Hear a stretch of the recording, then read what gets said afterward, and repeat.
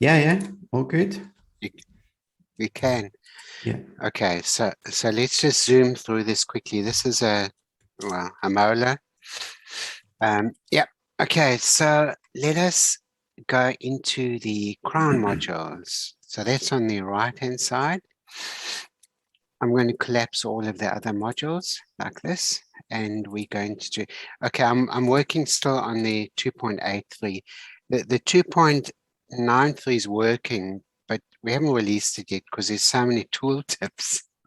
You know about this one, hey, Ivan.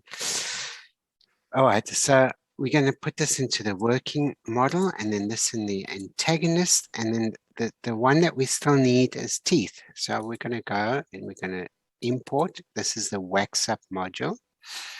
I'm going to select a tooth. So we are looking at this molar there.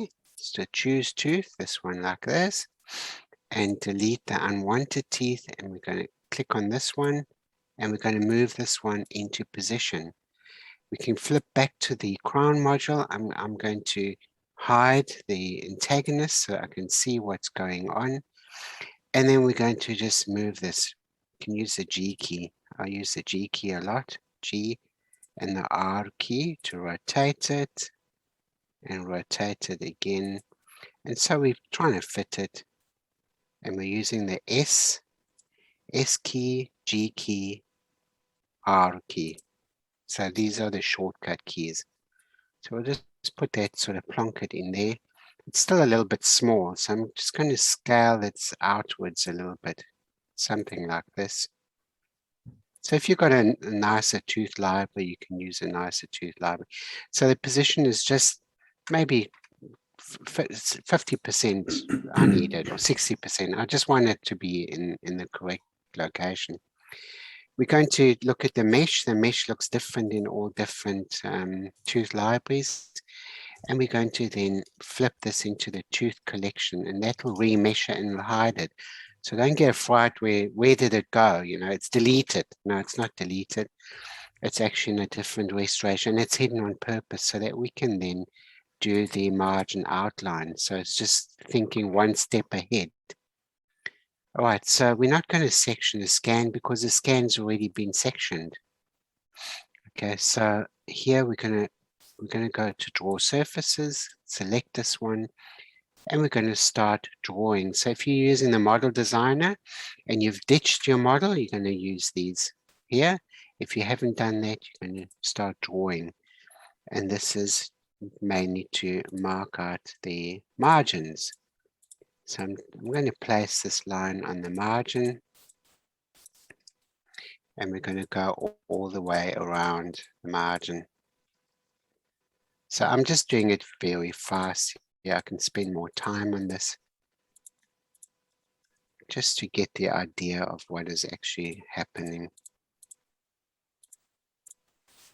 So by the way, I always use the E key, E to extrude.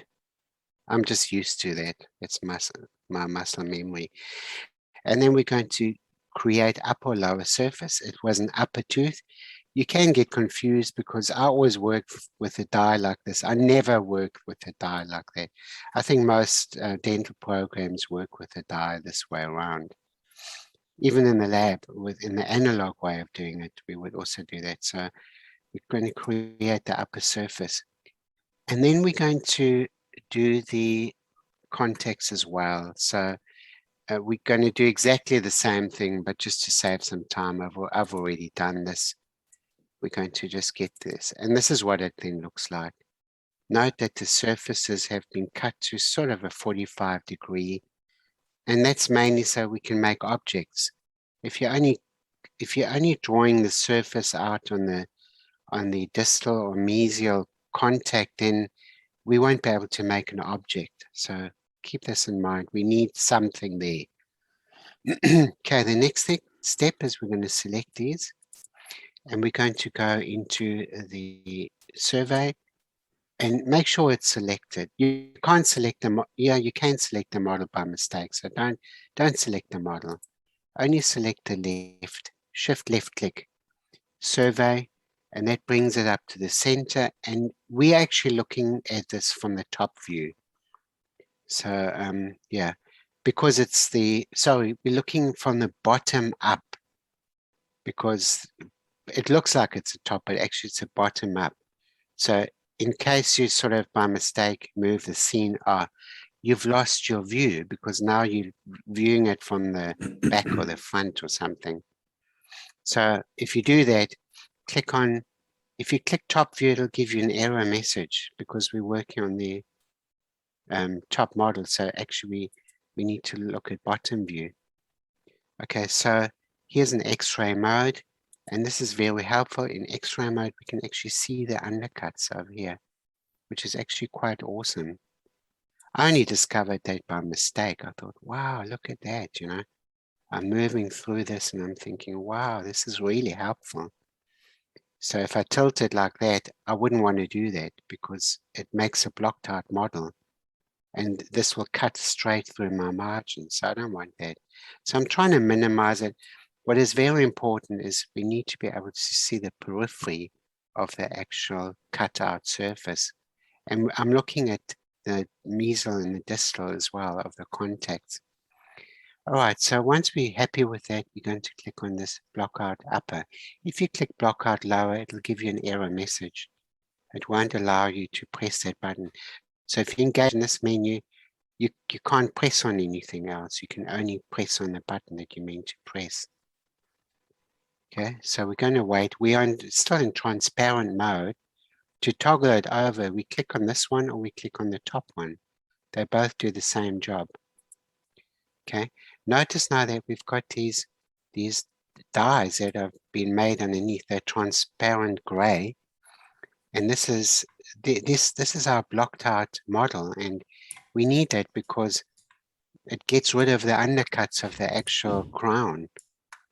Okay, so now that we've done this, we can go to the next procedure, and that's context and margins. So we're differentiating here between the abutment, which is the middle one, and the context. So we want to disallow the abutments. We want to count them out of all the future algorithms. So this is why we engage in this menu. So again, if you name the lower, it'll give you an error message. If you need help, click on this little thing. It'll give you like a little bit of help message there. And then we're going to click on the upper. We've named them and they've turned pink. So we can't do anything with them. So next is we're going to select this one, and we've got the opportunity to put a margin on there, like a support margin to stop it from chipping. 50 microns, 100 microns, and 200 microns. Okay, let's see what happens when we press 50 microns. 50 microns gives you very small, like a white line going on, and it's also inverted the normals. So you can see the coloring has changed a little bit, but don't worry about that because this is actually the inside of the crown. So, you know, Wolfgang's done a lot of implant abutments and they're all inverted normals, but we've got an interchange happening and you'll see. So it changes from inside out to outside in, but anyway, no need to worry. So if you wanted to say, okay, you're not happy with this, you can delete the margin. So let's delete it. So it's deleted it again. And you can make a bigger margin. So 200 micron. So, and if that's not what you want, you can change that even, and you can put your own margin, or you can click the minus sign, and it'll make it very, very tiny. It'll make it smaller. You can see how it makes it smaller or bigger. So this button here is interesting. So this button here is interesting because what it does is when we're doing an inlay, for example, we can't extrude the margin out because you can imagine if you think about an inlay, if we extrude it out, it's going to extrude straight into the die. And I've seen some other dental programs, software, that extrudes it into the die, and that's a problem. And what this does, it actually raises this white collar thing, and it wraps it around like an inlay, so it doesn't interfere and cut into the model. So This is very important to understand how that works. And this one here, what we can do is we can edit this. So if I click on this one, it's going to sort of delete it, but it's selected it. So I can now go S to scale, and I can put my own width. To take it further, I can go extrude Z, and we can bring it up. We can bring it up as much. And I've done this with copings sometimes, and it gives you a nice color. Okay, so that's another thing that we can engage in. So there's quite a lot of things how we can shape it. All right, so we've discussed all that. View blue surfaces, we can use that if we need to view them at some later stage. Okay, space and zone.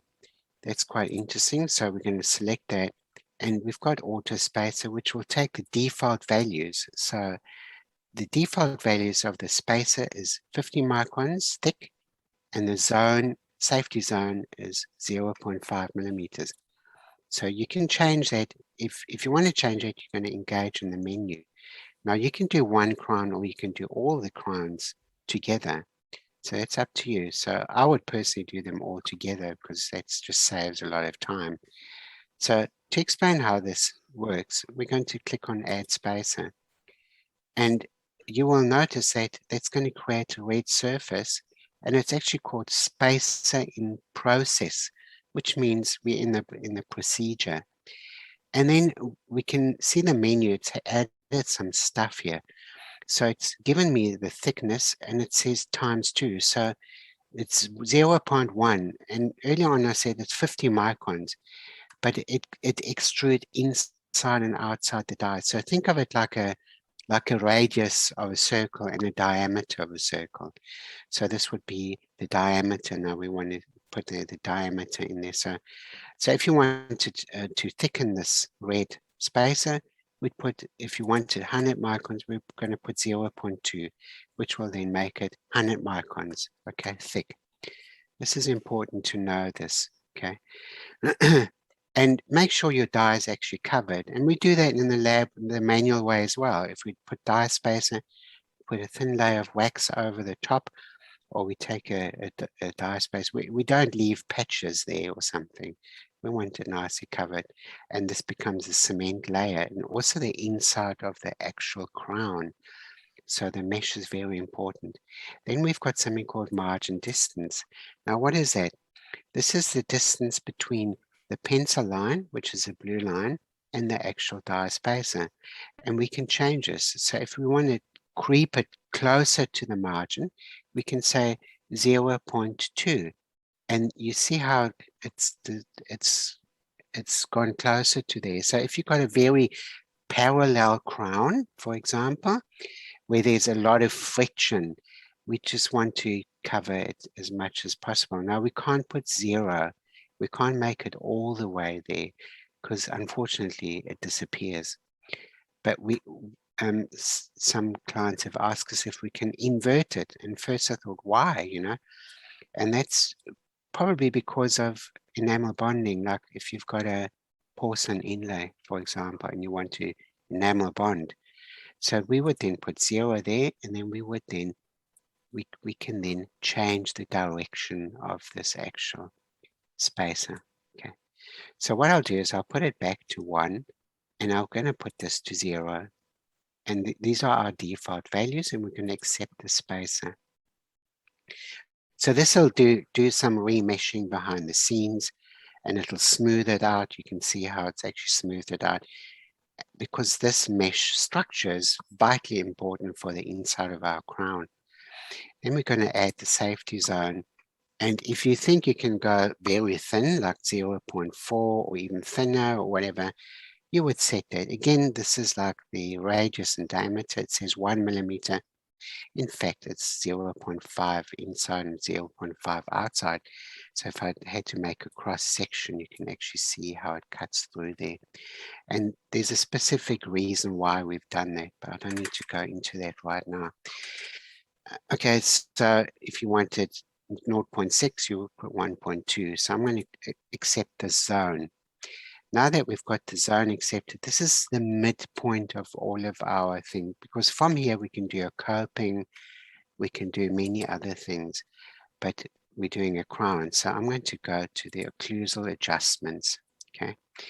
And here we're going to view the antagonist. And this will shoot the antagonist from its collection where we put it earlier into the collection. And we're going to then adjust it. We're going to make a cutting tool. Now, if your model needs to sort of look like this, if your model doesn't have the gum attached to it and it's like really bad mesh, you'd actually have to make a model. But like if your scan looks like this, it will automatically make a model. Now, when I zoom in, we can actually see it's a bit like the blockout module. It's actually going to make a bigger version of this specific antagonist. And it's set at 0.1 millimeters. So if I put, say, 0.3, it'll make it, bigger. It'll make it bigger. And this is very important because if your crowns are tight, high and bite, and we've had quite a lot of, before we've actually used this thing, I've always wanted them to be offset, and because sometimes they're high and bite, and I don't know. So that's probably because if you make a Boolean cut for one surface on the other, if it's face to face, it will be high and bite because the surfaces collide. So okay, let's set this to default value 0.1, and we're going to apply this. Now, if you look at it, it's called cutter, and it's transparent like this. We can actually look through this cutter. We can actually see how this crown has been positioned. Okay, so we can move it. If you wanted to, you can even sculpt through it. If you decide you want to put some fancy something, you can do whatever you want. But with our system, what we've done is we've created something called live trimming.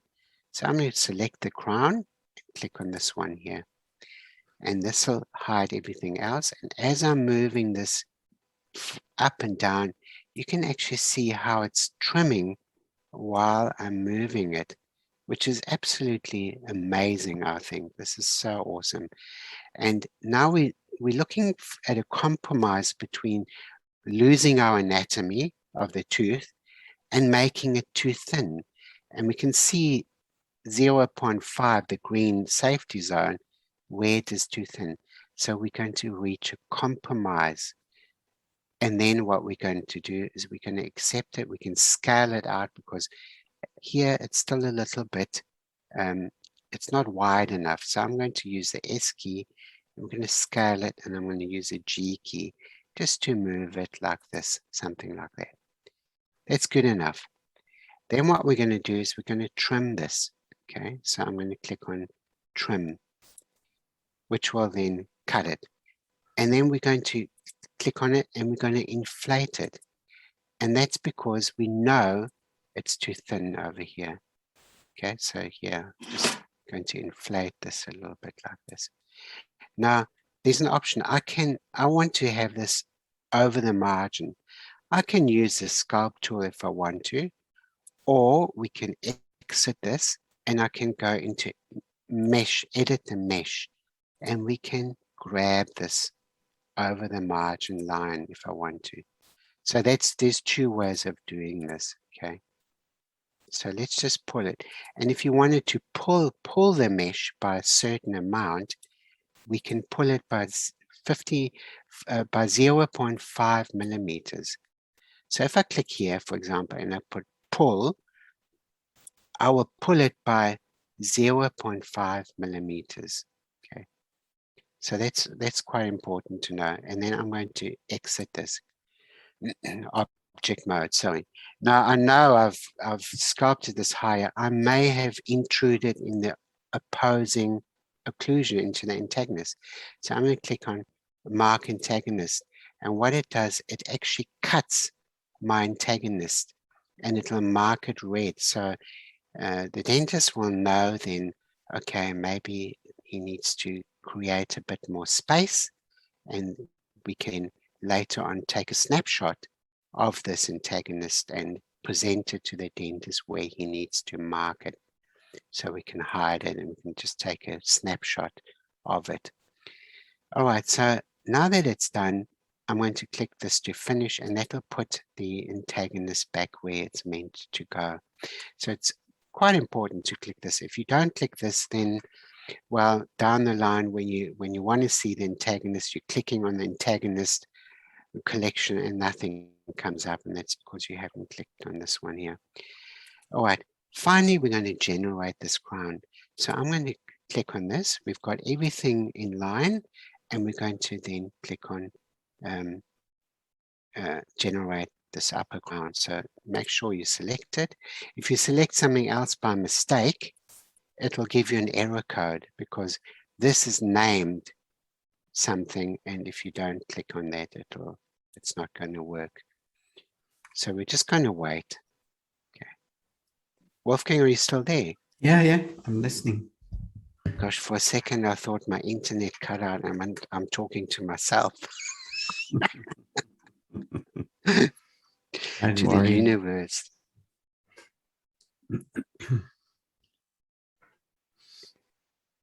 All right. Okay.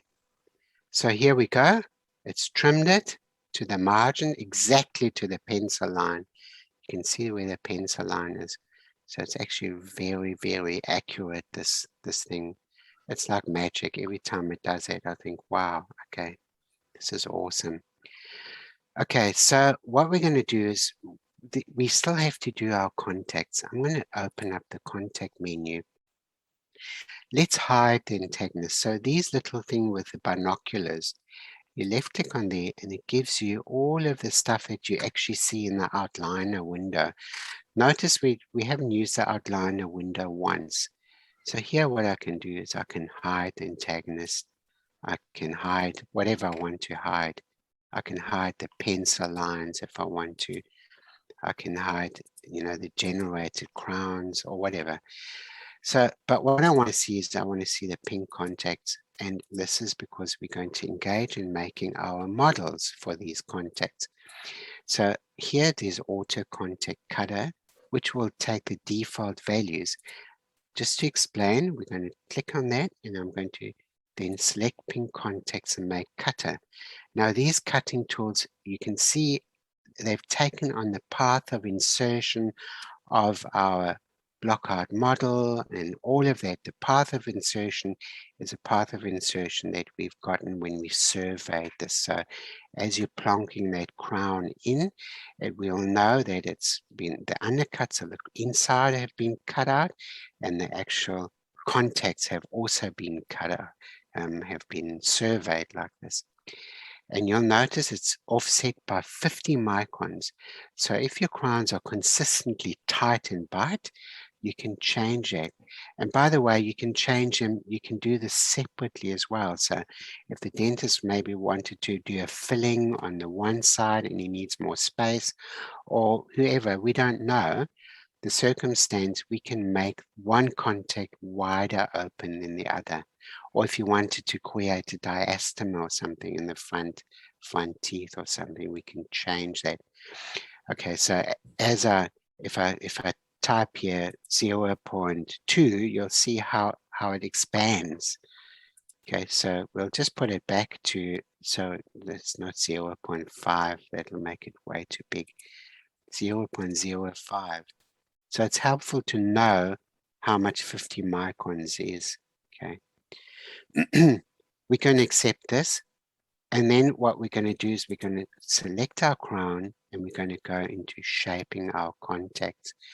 This menu here is used when we have bridges so that we can actually, sorry, not bridges, when we have multiple crowns and we need to have contacts between the crowns. Okay. So what we're going to do is we're going to shape this contact. And this will then, it will sort out the contacts, these gray transparent contacts, which touch them, which touch the crown. So if you're working with multiple crowns, it will pick out the contacts, the contact objects that we actually need, which we need both of these. So it's picked it out. We're going to unhide, we're going to hide the upper segment. And if you look carefully, it's like a transparent glass window. And what we can do here is we can shape this. So if you want a very broad contact, you would then move this. And what we're doing essentially is we are inflating the mesh or deflating it. So if I wanted to deflate it, I'll click on the minus sign, and we can move my mouse with the left mouse finger down, and we can deflate it, which means it's bringing it in, and that line around it is diminished. As you see, as I do this, it gets less and less. Okay, and here this one's looking good. I can diminish this up top here as well a little bit if I want to. Then what we're going to do is we're going to cut this. Okay, so this is what our contact cutting tools are all about. Cut contact, and that'll trim it off here. Okay, so the first procedure is establishing the line around how broad or how wide you want the contact. The second procedure is we cutting this contact out.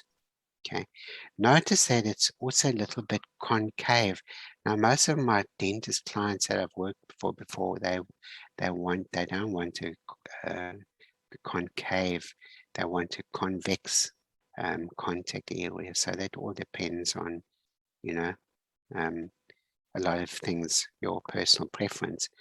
So we're going to then smooth this. So smooth with protection. Now, what does that mean? It actually makes this dark inside, which means that if I sculpt, it's not going to hurt it. It's not going to destroy any of my inside fitting surface. So here I'm smoothing it. I need to make sure as well that I don't damage, or I don't smooth too much, because then my hard work has been for nothing.